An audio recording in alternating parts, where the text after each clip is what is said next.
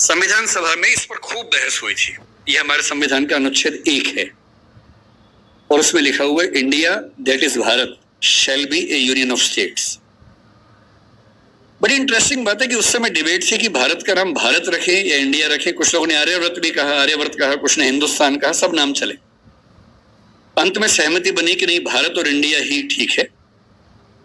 नेहरू जी ने खुल के तो नहीं, पर नेहरू जी के पर्सपेक्टिव से जो बात वहां पर ज्यादा आई वो ये थी कि हमारे संविधान के बनने की प्रक्रिया में जो बहुत सारे एक्ट थे जो अंग्रेजों ने बनाए थे, जैसे इंडिया इंडिपेंडेंस एक्ट 1947 का है, 1935 का एक्ट था, उन सब में इंडिया का इस्तेमाल था। उस समय के भारत की तरफ से जो समझौते अंतरराष्ट्रीय थे उन सब में इंडिया नाम था। पश्चिम की दुनिया हमें इंडिया के नाम से जानती थी, अमेरिका हो, फ्रांस हो, कोई भी हो, सब इंडिया जानते थे। नेहरू जी का मिजाज जो था वो ये भी था कि हमें ग्लोबल पर्सपेक्टिव में चीजों को देखना है, पूरी दुनिया से संवाद करना है, क्योंकि उनकी रुचि अंतरराष्ट्रीय मुद्दों में ज्यादा थी, बहुत ज्यादा थी। मेरे ख्याल से इन सब वजहों से तय हुआ कि हम अपना नाम इंडिया रखेंगे, पर इंडिया के बराबर महत्व भारत का भी रहेगा। तो लिखा गया India that is Bharat. India जो कि भारत है, राज्यों का एक संघ होगा। 4 दिन पहले की बात है, मैं हॉलैंड में एक टैक्सी में बैठा हुआ था।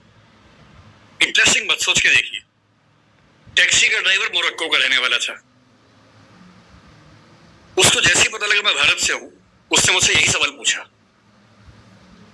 उसने कहा कि यू आर फ्रॉम इंडिया? मैंने कहा yes. We are listening to a debate India और Bharat, what do you think? मैं बड़ा चकित कि ये मोरक्को का आदमी हॉलैंड में रहता है, इसके मन में ये सवाल आ रहा है। तो मैंने कहा कि ये तो राजनीतिक कारणों से हुआ है, लेकिन बात अपने आप में सही है। मैंने कहा जैसे बॉम्बे मुंबई हुआ, मुझे खुशी हुई, क्योंकि मुंबई की आबादी के लिए मुंबई में जो मजा है वो बॉम्बे में नहीं है। बॉम्बे तो अंग्रेजों ने नाम दिया था। कोलकाता को कैलकाटा अंग्रेजों ने किया, तो बंगाल के लोगों ने कोलकाता कर दिया उसको।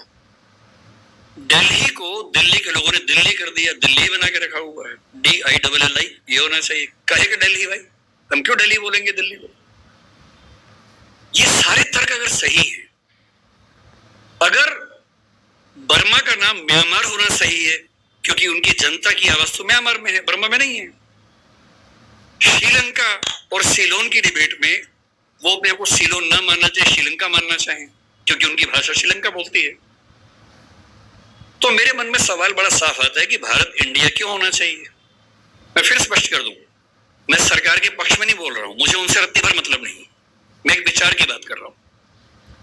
और मैं जब संविधान पढ़ाया करता था, अनुच्छेद 1 पढ़ाते हुए मैं हमेशा बोलता था कि मुझे चुभन होती है ये पढ़ते हुए कि इंडिया दैट इज भारत। दोनों ही लिखने थे तो भारत दैट इज इंडिया कर देते। अगर दोनों ही लिखने थे, ठीक है, दोनों रखें, क्या दिक्कत है? इंटरेस्टिंग बात इसके बाद है, मोरक्को के उस ड्राइवर ने उसके बाद पता क्या कहा, हिंदी में अगर बताऊं, बोले अच्छा अच्छा ये मामला है, अब समझ में आया। फिर बोले कि बड़ी इंटरेस्टिंग बात है, हमारा नाम मोरक्को पड़ गया फ्रेंच लोगों की वजह से।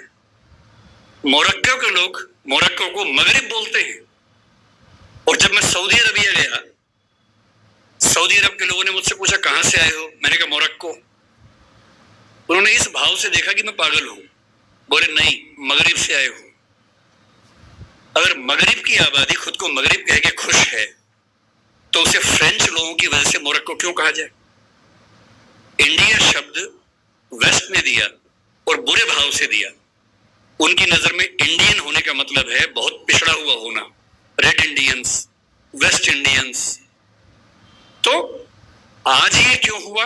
मैं समझता हूं कि राजनीतिक निहितार्थ है और उस राजनीति में मेरी रुचि जरा सी भी नहीं है, लेकिन ये आज हो या कभी भी हो, मैं इस पक्ष में हूं कि देश का नाम देश की भाषा में होना चाहिए और देश की भाषा भारत के पक्ष में है। आप इंडिया भी रख लीजिए, इंडिया दैट इज भारत के बदले भारत दैट इज इंडिया मेरी पहली पसंद हो।